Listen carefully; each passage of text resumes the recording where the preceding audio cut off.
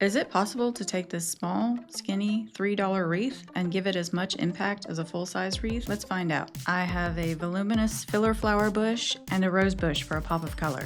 First, cut all your stems. We're going to start with our filler flower bush. Begin by putting your filler flower stems in the wreath form and work your way around in a zigzag pattern. Don't forget to add E6000 or hot glue to your stems before inserting. I'm skipping that step for brevity. You should end up filling about 2/3 of your wreath.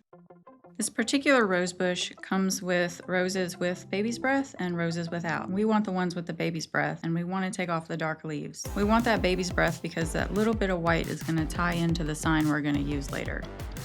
I'm going to put 5 flowers in mine, also working in a zigzag pattern. Time for the bow.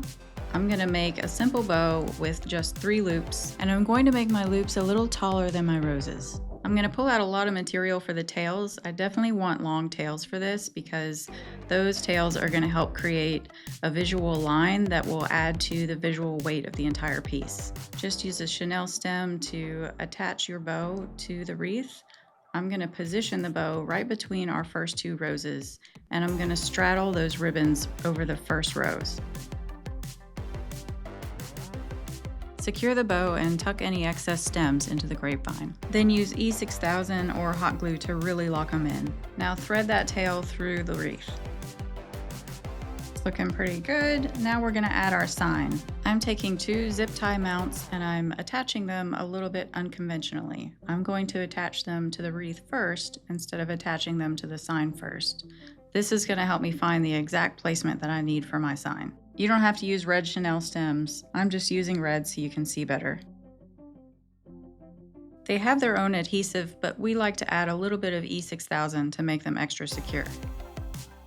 I like these PVC signs because they're lightweight and easy to attach. Now I'm going to turn my wreath so that the florals are draping downwards. I'm going to find exactly where I want my sign, position it, and then press down. Let's give our ribbons an accordion fold.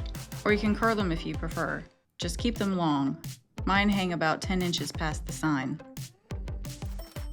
And then we're going to dovetail the ends. Long ribbon tails, voluminous filler flowers, and a big sign are all working together to give that tiny base the most visual impact. I hope you enjoyed this. For more tips and tutorials, remember to like and subscribe.